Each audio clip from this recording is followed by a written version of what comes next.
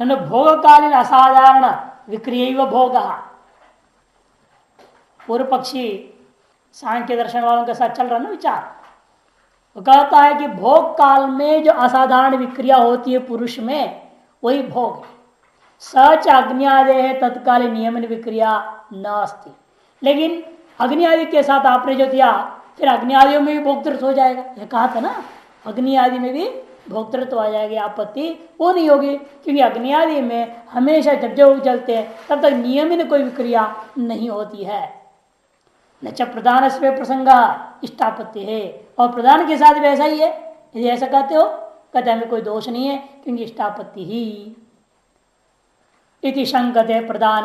इसलिए पूर्व पक्ष मूल में कह रहा है प्रधान पुरुष और द्वयोर युगपत भोक्तृत्व चेत न। केवल पुरुष में भी हम भोक्तृत्व नहीं मानेंगे, प्रधान और पुरुष दोनों में एक साथ भोक्तृत्व आ जाता है ऐसा मानता, तब भी व्यवस्था नहीं बनेगी। सिद्धांत न प्रधान से पारार्थ निपत्य है तो तुम्हारा सिद्धांत ही भंग हो गया कि आपका सिद्धांत है प्रधान पुरुष को भोग देता है, और अब आप कह रहे हो प्रधान दोनों मिलकर भोक्ता बनते हैं। दोनों मिलके बनते हैं मतलब क्या, एक दूसरे का परस्पर सहयोग हो गया ना, एक तरफा है नहीं। पहले आपने कहा प्रधान भोग देगा पुरुष को, और पुरुष चुंबक कैसे केवल सत्ता मात्र देता है भोग देने के लिए, और अब आप कह नहीं दोनों मिल करके भोगते हैं। और दोनों मिलकर भोगते का मतलब क्या हुआ, दोनों बराबर हो गए उस भोग के प्रति, यह उसके लिए ही है, ये बात सिद्धांत नहीं रहा। अतः प्रधान का पारार्थित्व पर माने पुरुष के लिए परार्थ था जो थी वो भंग हो गई। प्रधान से पारार्थी अनुपत्य है, ये सबसे बड़ा दोष यह हो जाएगा। और दूसरा नहीं भोक्तृ और द्वयोर इतरेत गुण प्रधान भाव, ये भी नहीं कह सकते हो तुम इसमें पुरुष प्रधान है मुख्य है और प्रधान नाम का जो चीज है प्रकृति वो गौण है, ऐसा गौण प्रधान भाव भी नहीं कर सकते। क्योंकि दोनों के दोनों जब पुरुष और प्रधान दोनों के दोनों भोक्ता जब है तो इतरेत्र गुण प्रधान भाव न उपपदते, उनका आपस में एक बड़ा मुख्य हो जाए दूसरा गौण हो जाए, यह व्यवस्था आप नहीं दे सकते। जैसे प्रकाश और इतरेत्र प्रकाशन है, यह दो प्रकाश है, यह प्रकाश उसको प्रकाशित कर रहा है और वह प्रकाश पहले वाले को कर रहा है, उसमें एक मुख्य हो गया दूसरा गौण हो गया, ऐसी व्यवस्था नहीं होती है। क्यों, आंधीरे में देखो भोक्ता ही शेषी भोग से शेषा उभयोरपि भोक्तृत्व शेषी भाव न स्या, कि हमेशा भोक्ता अंगी होता है और भोग उसका अंग है, शेषी और शेष अंगी और अंग। तब जब दोनों को तुम भोक्तृत्व मानोगे तो शेष शेषी भाव ही खत्म हो गया। इसी को लेकर सिद्धांत ने प्रधान से पारार्थ निपत्य है।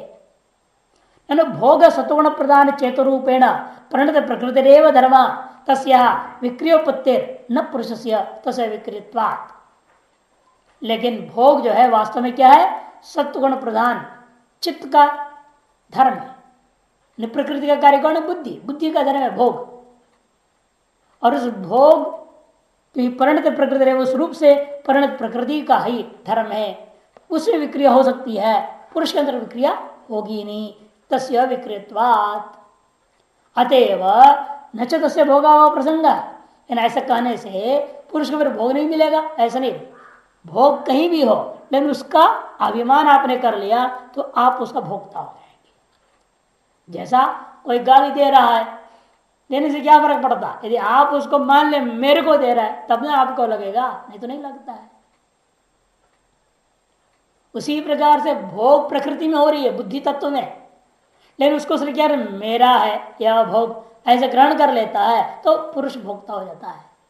इसलिए पुरुष को भोग नहीं मिलेगा, ऐसे आदि दोष नहीं होगा। तो तथा चित्त प्रतिबिंबित तत्व मात्रेण भोक्तृत्व उपदेशा, उस चित्त में जो मैंने आपका बुद्धि में जो चैतन्य का प्रतिबिंब पड़ा है, प्रतिबिंब पड़ने से भोग का प्रकाशन हुआ। वो जो प्रतिबिंब डाला चैतन्य बुद्धि में और उस भोग को प्रकाशित कर दिया, इतने से ही उस आपका भोक्तृत्व आ जाता है। अतएव दोनों में भोक्तृत्व, भोग विक्रिया प्रकृति में है, विक्रिया की वजह से भोक्त्री हो गई प्रकृति, और उस चैतन्य ने उसे प्रतिबिंब डाल करके प्रकाशन करते हुए तद्वारा मेरा भोग कर ग्रहण किया, अतः भोक्तृत्व पुरुष में भी आ गया। तो प्रकृति भोक्तृत्व है, पुरुष भी भोक्तृत्व है, दोनों में है। भले ही भोग विक्रिया प्रकृति में है, उसका प्रकाशक कर्तृत्व कहा गया, प्रकाशन कौन किया? चैतन्य ने। से प्रकाशकत्व न भोक्तृत्व चैतन्य आत्मा में और विक्रियावत्व न जो भोक्तृत्व प्रधान में, ऐसा भी आप व्यवस्था नहीं दे सकते। तब क्या होगा समस्या? फिर मुख्य सिद्धांत जो आपका प्रधान जो मूल प्रकृति है, हमेशा चैतन्य को भोग देना ही एकमात्र उसका काम है, परार्थ है। भोग मोक्ष देना, बंध मोक्ष देना ही उसका काम है। परार्थता जो थी वो खत्म हो गई। क्यों? क्योंकि अन्योन्यार्थता सिद्ध हो गया, परार्थता भंग हो गया और अन्योन्यार्थता सिद्ध हुआ। यदि चैतन्य का प्रतिबिंब थोड़ा बुद्धि में पड़ता नहीं, प्रकाशन नहीं होता भोग का, तो इस प्रकृति में हो रही हुई भोग का प्रयोजन कुछ भी नहीं रहा। किसको भोग देगी? जब तक चैतन्य का प्रतिबिंब नहीं पड़ेगा वह भोग को स्वीकार नहीं करेगा, भोग तो उसमें आने वाला है नहीं। इसे भोग किसको देगी यदि वो न स्वीकार करे तो आपका जो सिद्धांत है ये प्रकृति हमेशा पुरुष को भोग देती रहती है या मोक्ष देती है, परार्थता है, वो भंग हो गया। तो गुण प्रधान भाव भी नहीं हो सकता, दो प्रकाश के समान। भोग धर्मवती सत्वांगिनी चेतसी पुरुष से चैतन्य प्रतिबिंबोदय अविक्रिय से पुरुष से भोक्तृत्व इति चेन्न। दूसरा पक्ष बोला रहे भोग धर्म वाली कौन है? सत्व प्रधाना, जो सत्व प्रधान, सत्व अधिक है जिसमें, किसमें सत्वगुण अधिक होता है? बुद्धि में, मन में रजोगुण है कि नहीं, और बाकी चीजों में तमगुण होता है। इसलिए सत्व का कार्य बुद्धि तत्व, तो यदि मन भी सत्व का कार्य मानते हैं तो यदि वे अंतःकरण है उसे उत्कृष्ट कौन है? बुद्धि, मन की अपेक्षा से। उसको ले रहे चेतसी, कैसी है वो? सत्वांगिनी चेतसी, भोग रूपी धर्म से विशिष्ट सत्व है अधिक जिसमें, प्रधान है जिसमें, ऐसा जो चेतसी उन्हें बुद्धि तत्व में पुरुष का जो चैतन्य प्रतिबिंब उदय, चैतन्य प्रतिबिंब का उदय होना अविक्रिय पुरुष का यही भोक्तृत्व है। ये भी नहीं हो सकता। पुरुष से विशेषाभाव है, भोक्तृत्व कल्पना अनर्थ क्या? यही समस्या होगी उसमें। लेकिन पुरुष में कोई फर्क पड़ता है कि नहीं पूछ रहे हैं हम वेदांती। मान लो प्रतिबिंब पड़ा, सूर्य का प्रतिबिंब दर्पण पे पड़ गया, उतने से सूर्य में उस दर्पण या दर्पण पड़ा प्रतिबिंब आदि को कोई अभिमान होगा? किसी प्रकार विक्रिया होगी? नहीं होगी। इसी प्रकार से आत्मा जो चैतन्य का प्रतिबिंब कहाँ पड़ा? बुद्धि में। बुद्धि में भोग हो रहा है, विक्रिया हो रही है, उसको उसने प्रकाशित कर दिया, प्रतिबिंब डाल दिया वहां पे, उतने मात्र से आपने कहा पुरुष भोक्तृत्व आएगा। तो वेदांत कहते नहीं हो सकता। प्रकाशन करके वहां प्रतिबिंब डालने मात्र से किसी भी प्रकार का कोई फर्क, कोई विशेषता पुरुष में आएगा? यदि पुरुष में कोई स्वरूप में या किसी प्रकार का अंतर नहीं पड़ रहा है, उसे भोक्तृत्व भी आप नहीं मान सकते। और अंतर पड़ेगा भी नहीं सूर्य के समान। ये सूर्य सबको प्रकाशन कर रहा है, सब में उसका प्रतिबिंब पड़ रहा है, फिर सूर्य पर कोई असर उसका नहीं है। किसी भी प्रकार का विशेषता या विक्रिया या फर्क पड़ता नहीं है। उसी प्रकार आत्मा में कोई फर्क नहीं पड़ेगा, चाहे उसका प्रतिबिंब बुद्धि में पड़े या न पड़े। भोग विशिष्ट बुद्धि में चैतन्य का प्रतिबिंब पड़े या न पड़े, आत्मा में कोई फर्क पड़ने वाला नहीं है। और जब तक कोई फर्क नहीं पड़ता उसके अंदर भोक्तृत्व कर्तृत्व कोई धर्म को नहीं माना जा सकता है। जैसे पुरुष से विशेषाभाव है, यदि पुरुष के अंदर कोई विशेष अंतर नहीं पड़ा है तब तो वह भोक्तृत्व की कल्पना करना व्यर्थ ही है। भोग रूपश्चेद अनर्थ पुरुष से नास्ति सदा निर्विशेषत्वात् पुरुषस्य, कहते फिर भी पुरुष के अंदर कोई अनर्थ नहीं है। जैसे स्वकीय शास्त्र प्रणयन च व्यर्थम स्यात्, भोग धर्म वाले सत्वगुण प्रधान चित्त में चैतन्य के प्रतिबिंब क्यों नहीं हो सकता? यदि सदा निर्विशेष होने के कारण पुरुष भोग रूप अनर्थ ही नहीं है। ऐसा कहता है वो कौन? सांख्य कह रहा है। सांख्य में भोग का न होने से भोग रूप अनर्थ पुरुष के अंदर नहीं है। भोग रूप अनर्थ पुरुषस्य नास्ति चेद, क्यों? सदा निर्विशेषत्वात् पुरुषस्य, पुरुष सदा निर्विशेष है। तब फिर सिद्धांति कहेगा जब वह भोग नहीं है पुरुष में अर्थात बंधन नहीं है, फिर सारा शास्त्र सांख्य दर्शन किस लिए बनाया तुमने? किस लिए बनाया? व्यर्थ है ना। यदि भोग और बंधन है नहीं है, भोग से दुख मिलेगा, सुख दुख साक्षात भोग है, वो दुख का निवारण करना है, ये मोक्ष है। यदि पुरुष को भोग नहीं मिल रहा है, पुरुष भोग को स्वीकार नहीं कर रहा है, इसलिए भोक्तृत्व के डर, अभी पहला पर भोक्तृत्व माना था पुरुष में, हमने खंडन कर दिया, उस भय से आपने क्या बोल दिया कि उसके अंदर भोग भी नहीं होगा, पुरुष भोग भी नहीं स्वीकार करता है, तो भोक्तृत्व भी नहीं उसके अंदर। यदि भोक्तृत्व भी नहीं है, कुछ भी नहीं है, फिर तुम्हारा सांख्य दर्शन उस पुरुष में क्या करेगा मोक्ष देने के लिए? वो तो मुक्त है सदा था। यदि सदा निर्विशेषत्वात् पुरुषस्य, पुरुष सदा निर्विशेष होने के नाते उस पुरुष के अंदर भोग रूपी अनर्थ नहीं है, यदि ऐसा कहोगे तो सिद्धांत कस्य अपनेनार्थम मोक्ष साधनम शास्त्रम प्रणीयते, किसको हटाने के लिए? जब उसे भोग नहीं, बंधन नहीं, दुख नहीं, कुछ नहीं, पुरुष में सदा निर्गुण निराकार निर्विशेष निष्कल निष्क्रिय निरवय वित्तीय स्वरूप वाला है वो, उस आत्मा में मोक्ष प्रदान करने, उस आत्मा को मोक्ष दिलाना चाहते हो। और अब एक आत्मा में नहीं ना, अनंत आत्मा है, अनंत पुरुष सांख्य मत में। हर एक पुरुष को मुक्ति दिलाने के लिए आपने शास्त्र क्यों बनाया फिर? यदि मुक्त है ही ऑलरेडी वो। कस्य अपहरणार्थम, किसके भोग दुख संसार बंधन आदि का अपहरण करने के लिए मोक्ष शास्त्र को आप प्रणयन किया है? तो पूर्व पक्षी कहता है अरे आपके जैसे हम भी मानेंगे ना, अविद्यारोपित अनर्थ प्रेरणाय शास्त्र प्रेरणम इति चेत, अविद्या से अध्यारोपित जो अनर्थ है उसका अपहरण करने के लिए हमने शास्त्र प्रणयन किया है इति चेत, फिर तो तुम में और हम में अंतर क्या रह गया? फिर पुरुष के स्वरूप में हमारा तुम में अंतर नहीं रह गया ना। फिर आप अनेक पुरुष मान रहे, हम एक मानते, बाकी स्वरूप में तो कोई अंतर नहीं। परमार्थतः पुरुष भोक्तैव न कर्ता प्रदान कर्तरेव न भोक्तृ परमार्थम सद वस्तुअंतरम पुरुषाच्च इति इयं कल्पना आगम बाह्य व्यर्था निर्हेतुका च इति न आदर्तव्या मोक्ष है।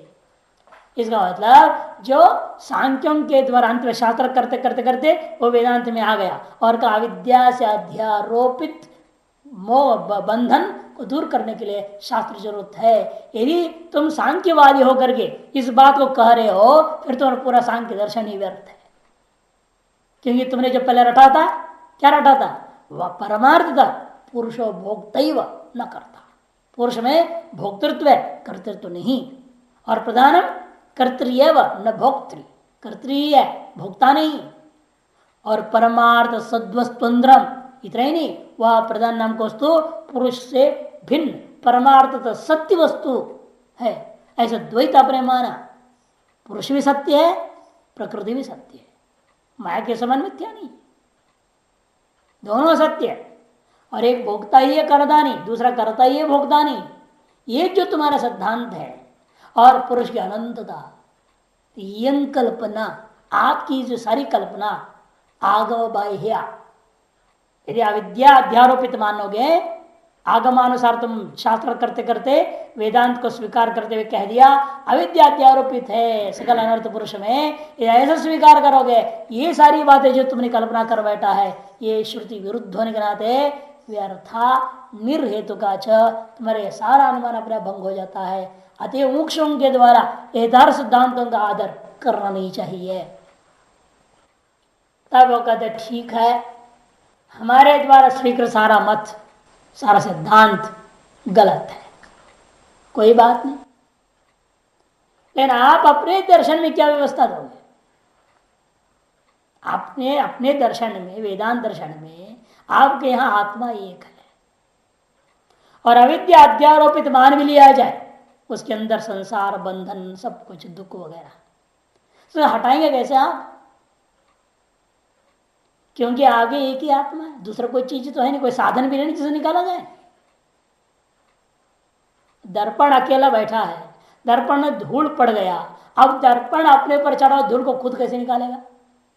खुद निकाल सकता है क्या?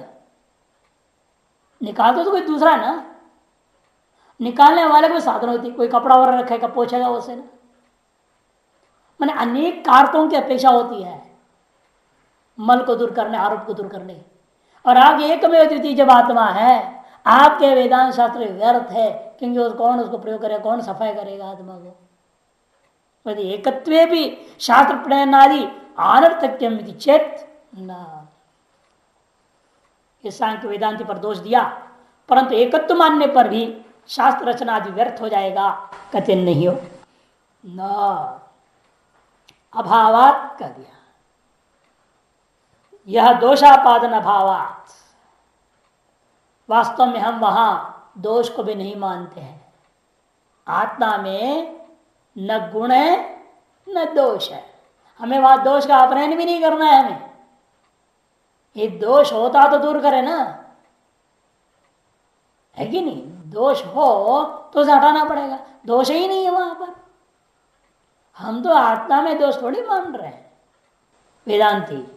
हमें जो कुछ भी है समस्या तुम्हारी अंतःकरण में है, जिसको बंधन महसूस होता है, जिसको यह संसार दिखाई दे रहा है, उसके अंतःकरण में मल है।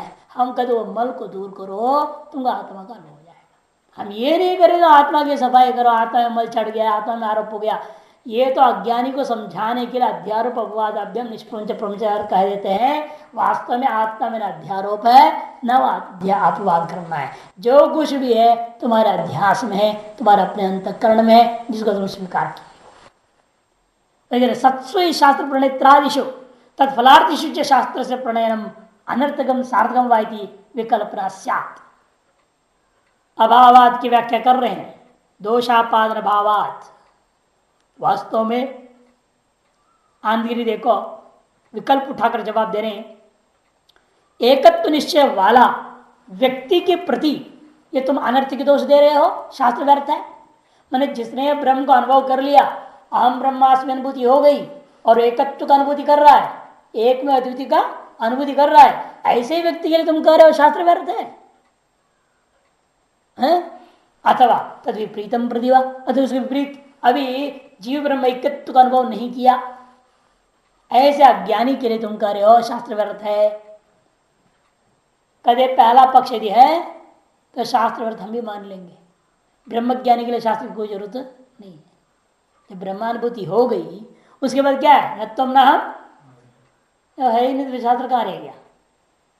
उसके लिए तुम कह रहे हो शास्त्र व्यर्थ है, तो बिल्कुल हमें भी स्वीकृत किया।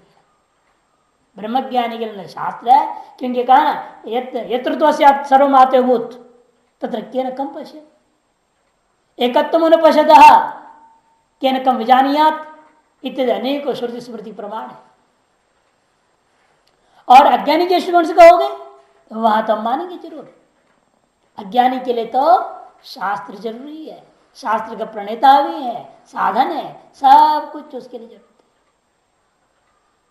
सत्स्वी शास्त्र प्रणेत्रादिशु तत्फलार्थिशु शास्त्र से प्रणयनम अनर्थकम सार्थकम वाइति विकल्पना स्यात्।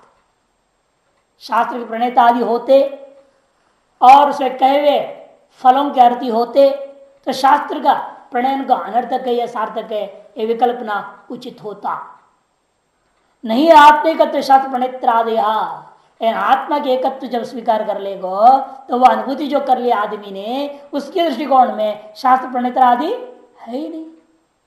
आत्मिकत्व सती शास्त्र प्रणेत्रादय न ततो भिन्ना संति, उस ज्ञानी से भिन्न कोई भी शास्त्र प्रणेत्र आदि नाम का चीज ही नहीं रह जाता है। तदभावे एक विकल्प नहीं अनुपन्ना, जब उसका अभाव ही हो गया अद्वैत का, तो ये विकल्प जो उठा रहे हो शास्त्र किसके लिए है, वह दूर कैसे होएगा, कहाँ बंधन है, ये सारा प्रश्न ही खत्म हो जाता है। अभ्युगत आत्मिकत्व प्रमाणार्थाश्च अभ्युगत भवता यद आत्मिकत्वम अभ्युगच्छता, और आत्मिकत्व सिद्ध हो जाने पर तो शास्त्र प्रणेता आदि उस आत्म तत्व से भिन्न न रह जाने थे, अति उनका अभाव हो जाने पर तो पूर्वोक्त विकल्प बनता ही नहीं है। इसके अलावा इतना ही नहीं, इसके अतिरिक्त यह भी बात है, आत्मिकत्व मान लेने पर, अनुभूति नहीं हुई, मान लेने पर ही बहुत सारे झंझट खत्म हो जाता है। मान लिया आपने आस्तित्य, इसलिए अस्तित्व उपलब्धव्य मान लो, श्रद्धस्व, श्रद्धा करो, कह रही है श्रुति। भले ही आज आपको अनुभव में नहीं आ रहा है, लेकिन कभी न कभी अनुभव जरूर होएगा। इसे कुतर्क मत करो, शास्त्र जो कह रहे उसके विरुद्ध में उल्टा दिमाग मत लगाओ।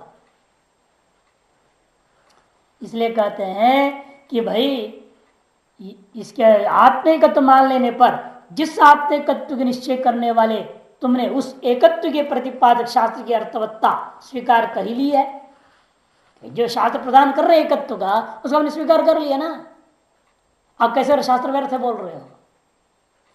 यदि आपने मान लिया, एकत्व को स्वीकार कर लिया, तो एकत्व को प्रतिपादन शास्त्रों का आपने स्वीकार कर लिया ना, इसका मतलब फिर शास्त्र अनर्थ कहां हुआ? उतने हिस्से में तो सार्थक हो ही गया। युक्ति है, देखो, अभ्युपगते आत्मैकत्व प्रमाणार्थाभिगतो, कि आपने भी आत्मैकत्व को स्वीकार कर लिया, प्रमाण की शास्त्रों की अर्थवत्ता भी आपने स्वीकार कर लिया है। भवता यद आत्मैकत्व में गच्छता, जो आप आत्मैकत्व को स्वीकार कर रहे हैं, तो स्वीकार कर लेने मात्र से ही उस शास्त्र के न प्रमाण में उस शास्त्र के कथित जो पदार्थ एकत्र पदार्थ, उसको भी आपने स्वीकार कर लिया है। तदभिगमे च विकल्पनपत्ति आह शास्त्रम, और जब एक बार आपने एकत्व को स्वीकार कर लिया तो सारा विकल्प खत्म हो जाते हैं। स्वयं शास्त्र कह रहे हैं क्या? यत्र तो सर्वमात्मभूत तत्केन कम पश्येत तत्केन कं जिघ्रेत इत्यादि। जब इस व्यक्ति को सब कुछ आत्मा ही होकर दिखाई देने लगता है, आत्मा ही वह भूत सर्वम, सब कुछ आत्मा ही है, मैं सारा चित्र क्या हो गया? पट ही रूप में दिख रहा है, अर्थात कोई चित्र ही नहीं दिखेगा अब आपको।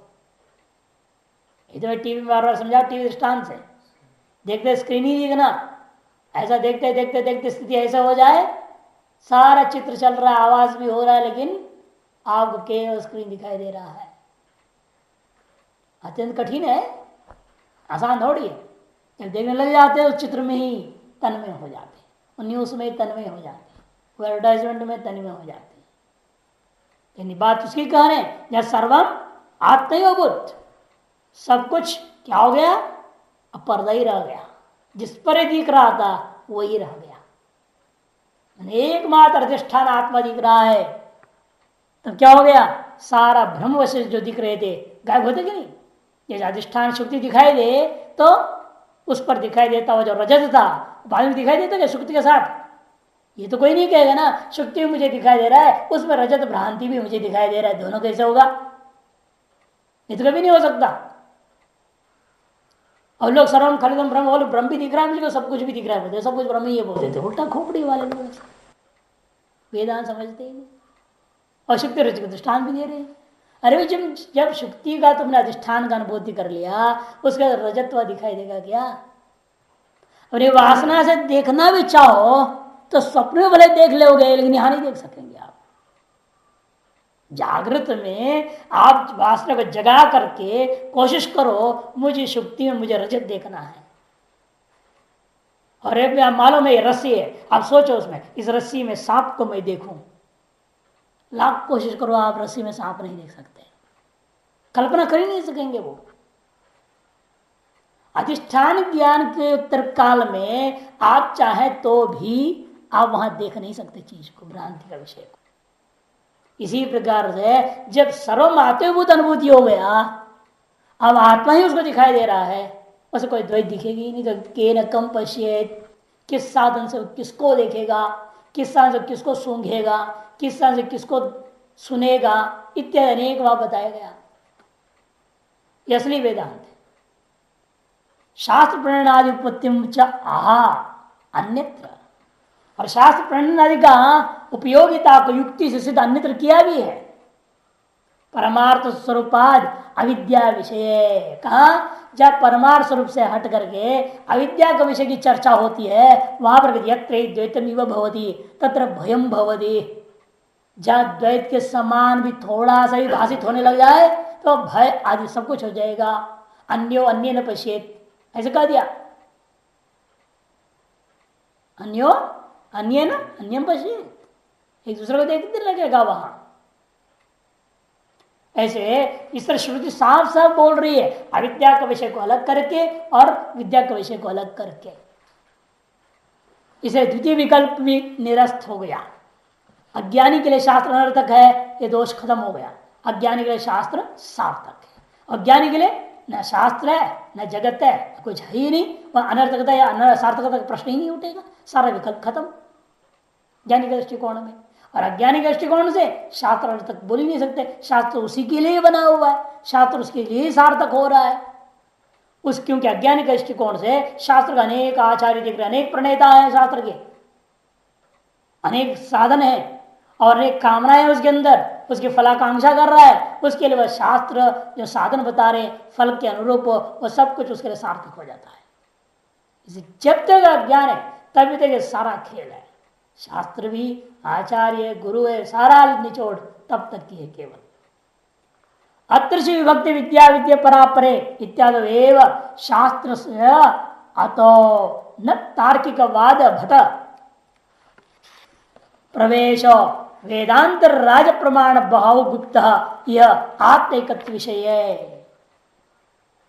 इसलिए यहां मुंडकोपनिषद के प्रारंभ में ही विभाजन कर समझा देंगे। प्रश्नोपनिषद जो मंत्र भाग है, ये ब्राह्मण भाग का ग्रंथ है, मंत्र भाग का ग्रंथ में साफ साफ कहेंगे अत्र से तात्पर्य मुंडकोपनिषदि, नीचे दिया है अथर्वणीय मंत्रोपनिषदि, अथर्वणीय मंत्रोपनिषदि, ऐसे शांति साफ साफ करे। द्वे विद्ये वेदितव्ये उपक्रम्य अपर विद्या ऋग्वेदादि रूपा परातो अदृश्यत्व गुणक प्रत्यस्तमित सर्वद्वैत वस्तु विषया इत्युक्त्या विद्या विद्योर विषय वेद शास्त्र से आदवेव सूचित, एकदम शुरू में ही सूचित कर दिया है। वहां दो विद्याएं हैं, उसमें अविद्या क्या है, अपर विद्या जिसको अविद्या कहें वो ऋग्वेद आदि रूपा है, और पराविद्या कौन सी है, जो अदृश्य इत्यादि गुणों वाला प्रत्यक्ष सर्वद्वैत रहित वस्तु विषय, ऐसा जो है कह करके स्पष्ट ही विद्या और अविद्या के विभाजन कर समझाया हुआ है।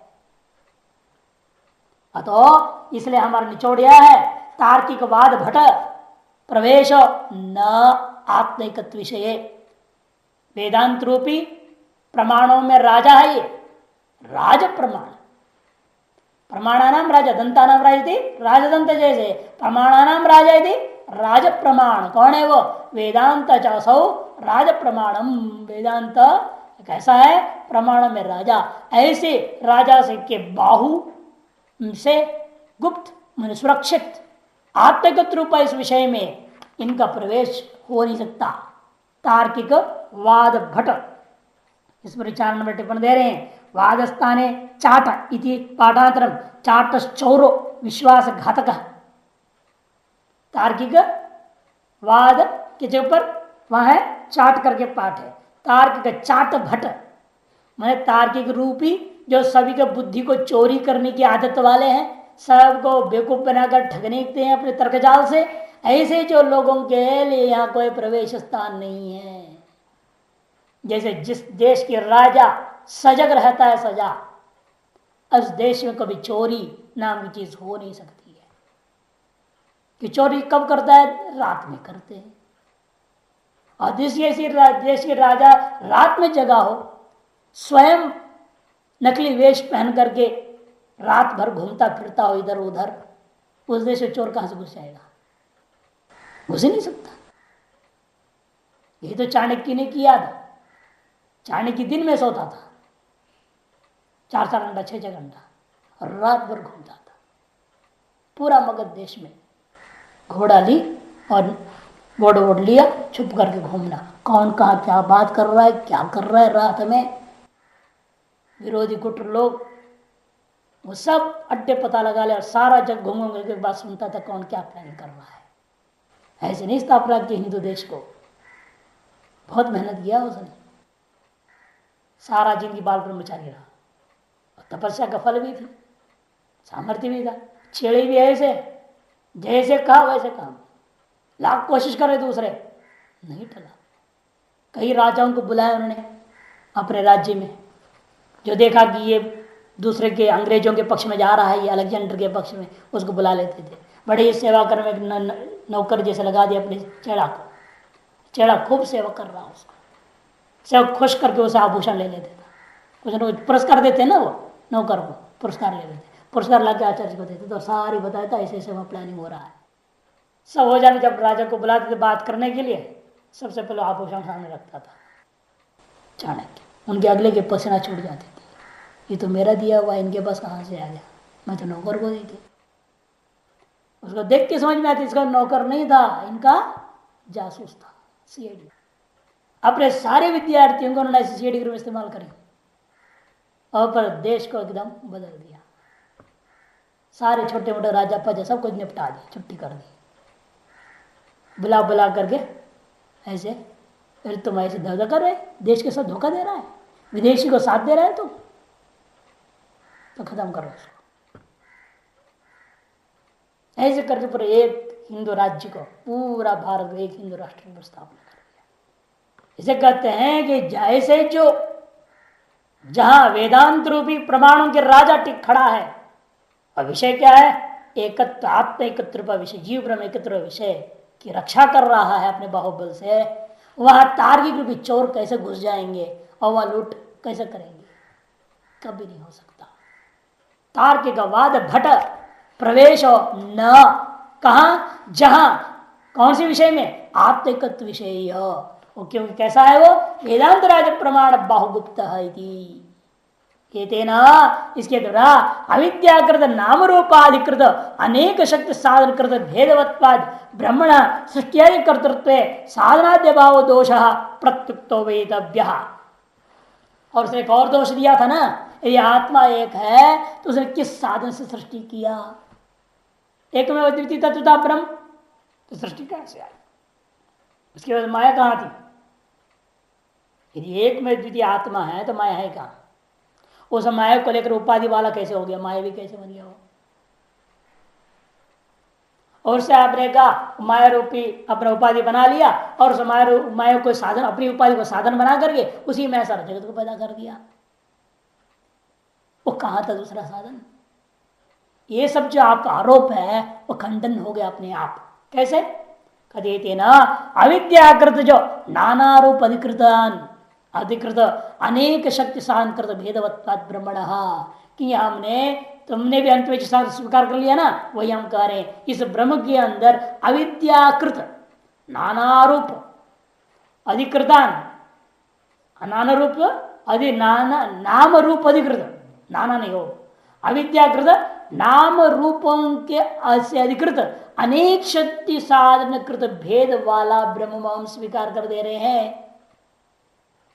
यावत काल पर्यंत अज्ञान है तावत काल पर्यंत हम मानते हैं इस ब्रह्म कैसा है, अविद्याकृत नाम और अविद्याकृत रूप, इनसे अधिकृत अनेक शक्ति साधन वाला, साधनों का निर्मित भेद वाला ब्रह्म है।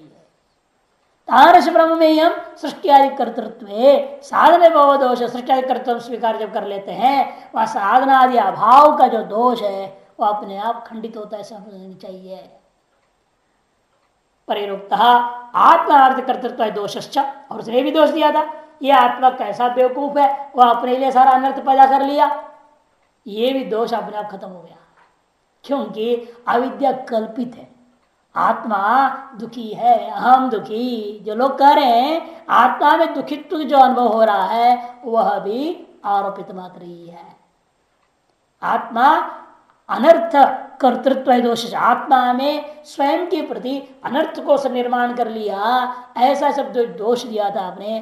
पररुक्ता पे प्रत्युक्त वेतव्य, जो सांख्य से जो दोष दिया गया था वह भी खंडन हो गया, ऐसे समझ लो, क्योंकि न वह दुख है, न वह दुखी है, न वह वास्तव में दुख आदि को वास्तविक पारमार्थिक सत्य से युक्त वहां है ही नहीं, वहां कुछ भी नहीं है।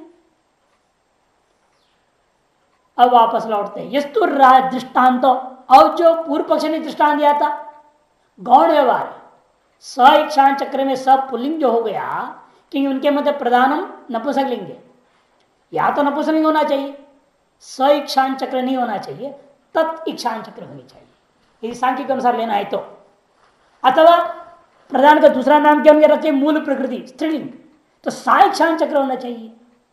लेकिन साफ पुलिंग प्रयोग कर दिया, एक ज्ञापन करते पुरुष को चेतन प्रधान नहीं है, यहां से शास्त्रता आरंभ हुई थी। और इसलिए उस अंत में एक दृष्टांत दिया था, इस राजा के नौकर को भी राजा का व्यवहार हो जाता है कि राजा का सकल काम काज कर रहा है ना, इसलिए उसको भी राजा कहा देते। जैसे आजकल के जमाने में स्वयं जो एमपी है या विधायक है, एमएलए है, आमदार, ये लोग क्या करते हैं, हर क्षेत्र में अपना एक एक प्रतिनिधि रख देते हैं। और जो भी सब एमएलए से कहां से मिल पाएंगे, प्रतिनिधि को दे देंगे, और प्रतिनिधि सारा काम कर देता है। जिस किसी भी ऑफिस में जाना है, किसी कुछ काम कराना है तो वही कर देता है। और उसको देख के वो लोग भी समझाओ, आगे एमएलए साहब आगे बोल देंगे उसको, वो एमएलए है नहीं, वो तो एमएलए का केवल प्रतिनिधि है, लेकिन उसको ही एमएलए का, क्योंकि सारा काम वो कर रहा है। जिसमें एमएलए का साइन नहीं होता, वो ना काम नहीं होना है, उसे छोड़कर बाकी सारा काम अकेला कर देता है। उसको देख के अधिकारी लोग भी कह आ गए, एमएलए आ गया समझो, ये कह रहा है, फिर इसका विरोध करेंगे, फिर एमएलए आगे डांटे हल्ला करेगा, जुलूस लेके खड़ा हो जाएगा ना फिर वो। तो इसलिए क्या करेंगे, उसके प्रतिनिधि को ही वो जो कहे वो काम कर फटाफट कर देते हैं। उसी प्रकार राजा का प्रतिनिधि को राजा ही व्यवहार होता है, ऐसा जैसा है वैसे यहां पर भी पुरुष का प्रतिनिधि प्रधान को भी पुरुष कह दिया गया, ऐसा मान लो। ये कहा था पूर्व पक्षी ने, उसकी जवाब दे रहे हैं, यस्तु दृष्टांतो, जो पूर्व पक्ष ने दिया दृष्टांत, राज्य सर्वार्थकारिणी कर्तरी उपचाराद राजा कर्ता यदि सूत्र राजा के सकल काम काज को करने वाला जो पुरुष है, उस पुरुष का औपचारिक रूपेण वही राजा है, वही करता है, ऐसे व्यवहार कर देते हैं। वो भी यहां उपपन्न नहीं हो सकता। क्यों? स्वेच्छा चक्र श्रुत है मुख्यार्थ बाधनात् प्रमाण भूताया, क्योंकि स्वेच्छा चक्र इस मुख्यार्थ को बांधने के लिए आगस क्या प्रमाण है? क्योंकि प्रमाणभूत श्रुति का मुख्यार्थ को बांधना पड़ जाएगा यदि आप कल्पना जो करें उसको स्वीकार करने करें तो। लेकिन कहीं भी किसी भी वाक्य का मुख्यार्थ को बांधना होगा तो आपको प्रमाण देना पड़ेगा, इस वजह से हम मुख्यार्थ को त्याग रहे हैं। जैसे गंगायाम घोषा में, गंगा शब्द का अर्थ है प्रवाह, वह मुख्यार्थ को त्याग रहे हैं आप। क्यों? तत्र घोष असंभवात, बताना पड़ेगा ना, वहां घोष माने झोंपड़ियां हो नहीं सकती, प्रवाह में कैसे खड़े होंगे? इसीलिए आपको तट में लक्षणा करनी पड़ी, अन्य अर्थ देना पड़ा। यह सिंहो मानव का कह दिया, मां बालक है, सिंह है, अरे ऐसे कैसे होगा? उसको ऐसे क्रूर तो दिखता नहीं है, न वो आदमी को काट के खा रहा है वो, तो फिर कैसे हम उसको मान लेंगे? तब आप क्या करेंगे, वहां भी मुख्य अर्थ को त्याग करके सिंह शब्द का गौण अर्थ ले लेते हैं। हमेशा मुख्यार्थ को त्यागने के पीछे तात्पर्य अनुपत्ति या अन्वय अनुपत्ति रूपी दोष दिखाना पड़ता है, तभी मुख्यार्थ को त्याग करके लक्ष्यार्थ या गौणार्थ को लेना होता है। यहां ऐसा कोई स्थिति नहीं है, न तो तात्पर्य अनुपत्ति दोष है, न अन्वयानुपत्ति दोष है, अतः मुख्यार्थ को त्यागने में कोई प्रमाण नहीं है। इसलिए तो प्रमाणभूत है श्रुत है मुख्यार्थ बाधनात्, आपकी कल्पना के अनुसार चलेंगे तो प्रमाणभूत श्रुति का मुख्यार्थ का बाध हो जाएगा, उल्टा, वो इष्ट नहीं है। तत्र गौणी कल्पना शब्द से यत्र मुख्यार्थ न संभव, आगे ना दे दी व्यवस्था स्वयं, जहां मुख्य अर्थ शब्द का संभव ही नहीं होता हो वहीं पर गौणी या लक्ष्य अर्थ की कल्पना की जाती है। यह तो अचेतन से मुक्त बुद्ध पुरुष विशेषापेक्षा कर्तृकर्म देश काल निमित्तापेक्षा च बंधु मोक्षादि फलार्था नियता पुरुषम प्रति प्रवृत्ति नोपपद्यते।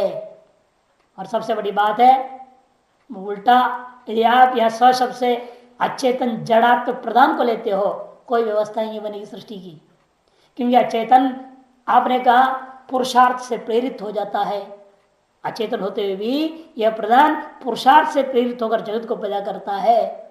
हम कहते पुरुषार्थ से कैसे प्रेरित होगा जड़? आपके अंदर पुरुषार्थ से आप प्रेरित हो रहे क्योंकि आप चेतन है, आप समझ रहे धर्म अधर्म क्या है, पुण्य पाप क्या है, बंध मोक्ष क्या है, सब जान करके अब आपको उचित पुरुषार्थ जो समझ में आ रही है उसके अनुसार प्रवृत्त होने के लिए आपको प्रेरणा मिलती है, प्रवृत्त होते हैं। लेकिन जड़ भूता जो अचेतन भूता प्रधान, जिसमें बुद्धि है ही नहीं, अभी प्रधान बुद्धि है क्या? प्रधान से बुद्धि पैदा होगी बाद में, लेकिन प्रधान ही प्रवृत्त कैसे होगी? बुद्धि पैदा करने के लिए। उनके मत में क्या है? साम्य अवस्था का प्रधान रहता है। प्रधान में क्या है? साम्य, सत्व रज तम का साम्य अवस्था है। उसे सबसे पहले महतत्व माने बुद्धि पैदा होगी। लेकिन बुद्धि पैदा होने से पहले उसको बुद्धि कौन दे रहा है? उस जड़ को, प्रधान को। बुद्धि पैदा ही नहीं हुई है, उस प्रधान के समझ में कहां से आ जाएगा मुझे करना है नहीं करना, ऐसी सृष्टि करना ऐसी सृष्टि नहीं करना, ये कहां समझ में आएगी? जीवों के अधीन करोगे फिर स्वतंत्र कहां रहेगी वो? और जीवों के अधीन भी इसलिए नहीं हो सकता कि जीवों का कर्म को समझ नहीं सकती है मूल प्रकृति। जो प्रधान है जड़त्वादि, वह अचेतन होने के नाते वो अन्यों के कर्म को कैसे समझेंगे? और अन्यों के कर्म को समझ के उनको भोग देने के लिए उसके अनुसार सृष्टि कैसे बनाएगा? वही कह रहे हैं मुक्त बद्ध पुरुष विशेष अपेक्षया, क्योंकि प्रधान को यह मालूम भी नहीं कितने पुरुष बुद्ध हैं, कितने पुरुष मुक्त हैं। मालूम रहता है कि प्रधान को जब अचेतन है, जड़ है, साम्य अवस्था है और कोई सृष्टि हुई नहीं है, ऐसे ही प्रधान को पता कैसे चलेगा कौन बुद्ध है, कौन मुक्त है, किसके लिए मुझे क्या बनाना है? कर्तृकर्म देश काल निमित्त अपेक्षा न उसे कर्ता का ज्ञान है, न कर्म का ज्ञान है, न देश, न काल, न निमित्त, किसी चीज को बोध नहीं हो सकती। इन सब की अपेक्षा से बंध मोक्षादि फलार्था नियता पुरुषम प्रति प्रवृत्ति, बंध और मोक्ष आदि फल प्रदान करने के लिए पुरुष के प्रति प्रकृति का माने प्रधान का अचेतन का नियत प्रवृत्ति न उपपदित हो नहीं सकती। यथोक्त सर्वज्ञ ईश्वर कर्तृत्व पक्षे तो उपन्ना, यथोक्त सर्वज्ञ ईश्वर कर्तृत्व पक्ष, और यदि हम जो कहे हैं पहले सिद्धांत पक्ष में, जो सर्वज्ञ एक ईश्वर है, तत्कर्तृक ही सारा सृष्टि है, ऐसे कथन करने में कोई भी दोष नहीं होता, उपपन्न हो जाता है, युक्तियुक्त सिद्ध हो जाता है। जब वह ईश्वर ने क्या किया वो बता रहे, स प्राणम असृजत प्राणात् श्रद्धांखम वायु ज्योतिराप पृथिवीन्द्रियम मनः अन्नम अन्नाद् वीर्यम तपो मंत्रा कर्म लोका लोकेशु चन्नाम च। आ गया 16 कलाएं, बार बार पूछ रहे थे ना 16 कलाएं कौन है? ये 16 है। प्राण एक, दूसरी श्रद्धा, तीसरी आकाश, चौथा वायु, पांचवा अग्नि, छठा जल, सातवां पृथ्वी, आठवां इंद्रियां, नौवां मन, 11वां अन्न, 10वां अन्न, 11वां वीर्य, 12वां तप, 13वां मंत्र, 14वां कर्म, 15वां लोक, 16वां नाम। ये 16 आइटम है। लेकिन प्राण की सृष्टि से पहले अन्य उपनिषद क्या लेना है? अपंचीकृत पंचमहाभूत सृष्टि, क्योंकि प्राण तो पंचीकृत होने के बाद के ना अपंचीकरण का कार्य है ना, वो अपंचीकृत पंचमहाभूत का कार्य है प्राण। इसलिए स प्राण सृष्टि से पहले आपके स अपंचीकृत पंचमहाभूत सृष्टि कृत्वा, सृष्टि कृत्वा प्राणम असृजत, ऐसा अध्ययन कर लेना। पहला कलाओं में से प्राण ही पहला कला है। प्राण से उत्पन्न हुआ दूसरी कला श्रद्धा। श्रद्धा से आस्तिक की बुद्धि नहीं लेना है, शुभ कर्म में प्रवृत्ति का कारण का नाम श्रद्धा। शुभ कर्मों में प्रवृत्ति का जो कारण है उसका नाम श्रद्धा लेना है। और श्रद्धा से शुभ कर्मों को करने का योग्य जो साधन, भोग साधन बनाना है ना, भोग साधन क्या होगा? पंचीकृत पंचमहाभूतों से। पंचीकृत पंचमहाभूतों में भी पहला भूत है खम माने आकाश, ये तीसरी कला। उसके बाद वायु चौथी कला, उसके बाद अग्नि पांचवी कला, छठी कला जल, सातवीं कला पृथ्वी। इस तरह से पंचीकृत पंचमहाभूत पैदा हो गया। भोग के साधन के अधिष्ठान भूता पंच तत्व क्रम से पैदा हो गए।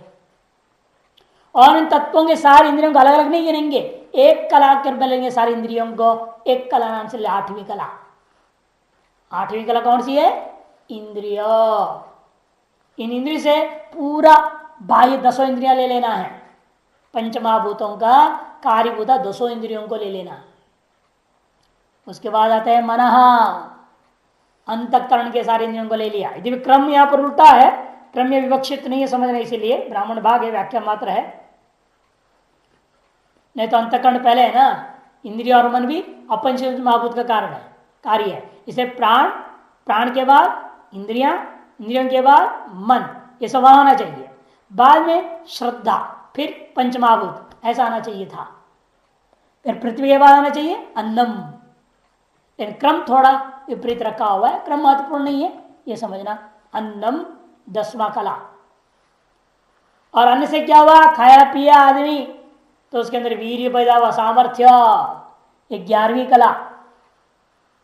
12वीं कला, वो वीर्य किस लिए? मारने पीटने लड़ाई झगड़ा करने के लिए नहीं है वीर्य, वह सामर्थ्य तप के लिए है। वह सामर्थ्य किस लिए आया हुआ है? तप करने के लिए है, से तप आया।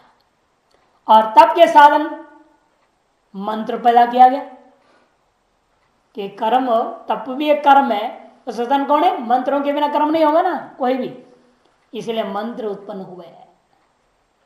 अग्निहोत्र आदि कर्म जो मंत्रों के साध्य कर्म हो गया, अग्निहोत्र आदि कर्मों को उत्पन्न किया गया। और कर्मों के फलस्वरूप समस्त लोकों को पैदा किया, तथा अंत में 16वीं कला, लोकों में प्राणियों के नाम को उत्पन्न कर लिया। यही होता है जब प्राण से विशिष्ट एक प्राणी पैदा होता है, सबसे पहला काम आप क्या करते हैं? उसको नाम रखते हैं। नामकरण ही सबसे पहला काम है, व्यवहार नहीं होगा ना उसके बिना। इसलिए यदि भी संस्कारों के दृष्टिकोण से सबसे पहले क्या होता है, वो तो हो गया पैदा होने के बाद, पहला संस्कार के बाद पूछ रहा हूं है, नामकरण नहीं, पैदा होने के बाद पहला संस्कार। संस्कार के दृष्टिकोण से पहला नहीं है वो। क्या होता है? पहला नाल काटते हैं, बच्चे को अलग करते हैं ना माँ के गर्भ से, वो पहला संस्कार है। पहला संस्कार वो होता है। फिर उसके बाद वो आएगा, पिता आएगा बच्चे का, और जहाँ काट के गांठ बांध चुके हैं नाभि, उस पर दर्भ रखेगा, मंत्र बोलेगा, उसको कहते जात कर्म संस्कार, पहला संस्कार है। उसका नाम है जात कर्म संस्कार। हाँ, आजकल कौन करे, आजकल तो डॉक्टर लोग कर देते हैं ना, कैंची से काट देते हैं, गांठ बांध देते हैं, धो दिया, बस हो गया संस्कार। राम जी ने शत्रुघ्न को इसलिए भेजा था लंकासुर को लवणासुर को मारने के बहाने। भगवान राम को पता है कि सीता कहाँ है और कितना बजे, कितना टाइम, कौन सी तारीख को बच्चे पैदा होने वाले हैं, उन्हें पता है। उसी सब शत्रुघ्न को बोले तुम लवणासुर को मारने जाना, रास्ते में वाल्मीकि जी का आश्रम आएगा, वहां विश्राम करना, यह आदेश दिया। उन्हें पता है कि आज मैं इसको भेज रहा हूं तो कितने दिन में वाल्मीकि आश्रम पहुंचेगा, वहां कितना बजे जन्म होगा, उस समय वहां उपस्थित रहेगा। और वाल्मीकि जी जानते हैं ये राम का भाई है, और वो भी जानते सीता कौन है। भले वो कहीं ने नाम अलग रख दिया, वन देवी नाम रख दिया गया है, लेकिन वाल्मीकि जी त्रिकाल के सब जानते हैं। इससे अपने आप संस्कार में मैं पिता नहीं कर सकता हूं, पिता का भाई करेगा, चाचा करेगा। पिता तुल्य, पितृवी शब्द है संस्कृत में, इसीलिए चाचा से कराया संस्कार बच्चे की, जात कर्म संस्कार। लोग कहते राम जो गलत थे, बताओ कैसे गलत थे? ऐसे थोड़ी जंगल भेज दिए हैं, सोच समझ के भेजे हैं। और संस्कार में सारा करवाए, कोई का अपने से होने वाला जो संस्कार है वो सब अपने भाई से करा दिया। नामकरण होने तक वहीं थे वो, नामकरण संस्कार करके चले गए, लव नाम रख करके। लव की उत्पत्ति है ना पैर कि लवणासुर को मारने जा ही रहा था, लवण में रण निकाल दिया, लव नाम रख दिया, इसका नाम लव है। इसी बीच में स्तन्यपान संस्कार होता है, स्तन को देना, बच्चे को मुंह में स्तन संबंध करा देना। जातकर्म के बाद स्तन्यपान संस्कार, स्तनंधय संस्कार बोलते, स्तनंधय को स्तन्यपान संस्कार, उसकी विधि है। स्तन पे जो है थोड़ा शहद लगा देते हैं, तब उसके मुंह लगवाते हैं, सब नियमावली है। या नहीं तो जिह्वा पर शहद डालेंगे तब मुंह लगवाएंगे बच्चे का। उसके बाद नामकरण संस्कार, नामकरण संस्कार के बाद अन्य संस्कार शुरू, अन्नप्राशन वगैरह अलग अलग शुरू होते। यानी सृष्टि में के क्रम विचार अलग है, संस्कार क्रम विचार अलग है। सृष्टि क्रम में लोक में जो लोकों को पैदा करने के बाद लोक में जो प्राणियां पैदा हुई है उनका कला कौन सी आती है? नामात्मक कला, ईश्वर की कला। भाषण ईश्वरेण इव सर्वाधिकारी प्राण पुरुषेण सृज्यते। सर्वाधिकारी ईश्वरेण प्राण सृज्यते। यहां सर्वाधिकारी इसने जोड़ दिया, हिरण्यगर्भ लेना है ना, स ईश्वर, वह ईश्वर ने किया। राजा के समान सर्वाधिकारी जो है वह सृज्यते। क्या सृजन किया? पुरुषेण, ईश्वरेण पुरुषेण, सर्वाधिकारी ही अलग कर देना पड़ेगा। सर्वाधिकारी कहते हैं राजा, सर्वाधिकारी किसको कहते हैं? राजा को सर्वाधिकारी शब्द पर्यायवाची है। राजा के समान आनगिरी में है भी, देखो राज्य इव इत्यर्थ, आनगिरी में लिखा है राज्य इव। ईश्वर ने जो तृतीयांत है वह पुरुषेण के विशेषण के साथ जोड़ देना। ईश्वर रूपी पुरुष के द्वारा राजा के समान सबसे पहला जो सृष्टि किया गया वह प्राण सृजते, प्राण का सृष्टि किया गया है। कथम, किस प्रकार से वो किया उस पर कहेंगे। सपुरुष उक्त प्रकार ईक्षित्वा, वह पुरुष पूर्व में जैसे कहा गया उसके अनुसार पहले इच्छन किया। किसके? उत्क्रमण करने पर मैं उत्क्रमण कर जाऊंगा, किसके रहने पर मैं रहूंगा, ऐसा सोचकर पहले सृष्टि क्या करेगा? वो प्राण का ही तो करेगा क्योंकि प्राण का रहने पर वो रहता है, प्राण का निकलने से वो भी निकलता है, व्यवहार होता है, आत्मा निकल गया करके, इसीलिए प्राण की उसने पहले सृष्टि करी। वह पुरुष उक्त प्रकार से इक्षण करके प्राणम हिरण्यगर्भाख्यम सर्व प्राणी करणाधारम अंतरात्मान असृत सृष्टवान। इसे प्राण से केवल मनुष्यों के अंदर प्राण से नहीं लेना, किंतु समष्टि का अभिमानी जो हिरण्यगर्भ को ही ले लेना। प्राण हिरण्यगर्भाख्यम सर्व प्राणी करणाधारम, सकल प्राणियों के कर्णों का आधारभूत जो सूक्ष्म शरीर है। हिरण्यगर्भ में सूक्ष्म शरीर, समष्टि का सूक्ष्म शरीर, इसलिए कहते हैं सकल प्राणियों के कर्णाधारम अंतरात्मानम। तादात समझ से आधार आधे भाव समझ लेनी है। समष्टि, समष्टि में ही सकल व्यष्टि ताद समझ से रहते हैं, इसलिए अंतरात्मानम असृजित सृष्टवान, अंतरात्मा को सृष्टि किया। अतः प्राणात, और उसके बाद उस प्राण से, उस हिरण्यगर्भ से सबसे पहले क्या पैदा हुआ? श्रद्धा। श्रद्धा क्या चीज है यहां पर? तब कहते हैं सर्व प्राणी नाम शुक्र प्रवृत्ति हेतु भूताम, सकल प्राणियों के द्वारा होने वाले शुभ कर्म की प्रवृत्ति का कारणीभूता जो श्रद्धा है वो पैदा किया। कि श्रद्धा के बिना कोई कुकर्म कर नहीं सकता, कोई शुभ कर्म भी नहीं कर सकता। क्योंकि आदमी जो कुकर्म कर रहा है उसके प्रति उसकी निष्ठा है, उसके प्रति उसकी श्रद्धा है, तभी तो कर रहा है वो। भले यहां में शुभ कर्म प्रवृत्ति हेतु भूता कह दे भाष्यकार, लेकिन शुभाशुभ सकल कर्म प्रवृत्ति हेतु क्या है? श्रद्धा है। अंतर इतना है, शास्त्रीय श्रद्धा वाला, जिसको शास्त्र में श्रद्धा है, गुरुवचन में श्रद्धा है, वो शुभ कर्म ही करेगा। जिसमें केवल अपना शरीर में श्रद्धा है, अपने इंद्रिय भोग में श्रद्धा है, अपने परिवार में श्रद्धा है, वो क्या करेगा? कुकर्म करेगा। है तो श्रद्धा दोनों में, एक में सात्विक श्रद्धा है, दूसरे राजसी श्रद्धा है या तामसी श्रद्धा है। सात्विक श्रद्धा शुभ कर्म के प्रति कारण हो जाता है और राजसी और तामसी श्रद्धा अन्य के प्रति कारण हो जाता है। लेकिन यहां प्रथम सृष्टि होने के नाते सात्विक श्रद्धा को लेकर भाष्यकार ने कह दिया, इसे लक्षित कर रहे हैं भाष्यकार, व्याख्या करके शुभ कर्म प्रवृत्ति हेतु भूताम से या श्रद्धा से पहले सृष्टि किसकी हुई? सात्विक श्रद्धा की सृष्टि हुई, राजसी तामसी की नहीं। मतलब बाद में आ गया, तो बाद में उस श्रद्धा से क्या पैदा हुआ? तथा कर्मफलोपभोग साधनाधिष्ठानानि कारणभूतानि महाभूतानि असृजत। कर्मफल उपभोग के साधन का अधिष्ठान जो कारणभूतानि, कारणात्मक भूत है, कौन से? वो महाभूतानि असृजत, उनकी उसने सृष्टि करी। पंचीकृत स्थूल भूत विषयत्वपत्ति है, पंचीकृत स्थूल भूतों की उत्पत्ति समझना, ऐसा धीरे साहब कह रहे हैं। अतः भोग साध अधिष्ठान नित्युक्तम, भोग साधन का अधिष्ठान कौन होंगे? पंचीकृत पंचमहाभूत है ना। पंचमहाभूत भोग का साधन नहीं है, भोग साधन का अधिष्ठान नहीं। भोग साधन है, भोग साधन का अधिष्ठान नहीं। भोग का साधन क्या हमारा? इंद्रियां। वो इंद्रियां कहां से पैदा हुई है? अपंचीकृत पंचमहाभूतों से। लेकिन साधनों का अधिष्ठान कौन होगा? वो स्थूल ही होगा, उन्हें शरीर आदि। इसलिए यह पंचीकृत पंचमहाभूत ही लेना पड़ेगा। उसमें भी क्या है? पहला खम शब्द गुणम वायु स्वेन स्पर्शेन कारण गुणेन च। वायु, उसके बाद उससे कैसा वायु पैदा हुआ है? खुद के अपने स्पर्श गुण और कारण का जो गुण शब्द, उन दोनों को लेकर के जो विशिष्ट द्विगुणम उत्पत्ति, दो गुण वाला पैदा हुआ। तथा ज्योति ही स्वेन रूपेण पूर्वाभ्याम विशिष्टम त्रिगुणम शब्द स्पर्शाभ्याम। उसे अग्नि तत्व जो अपना रूप, अपना जो गुण उसका क्या है? रूप। और पूर्व से विशिष्ट होकर के, पूर्व में कौन से? दो। पूर्वाभ्याम शब्द स्पर्शाभ्याम विशिष्टम त्रिगुणम।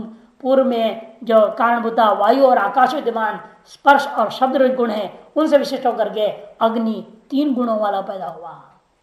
तथा आप रसेन गुणेन असाधारणेन पूर्व गुणानुप्रवेशन चतुर्गुणा।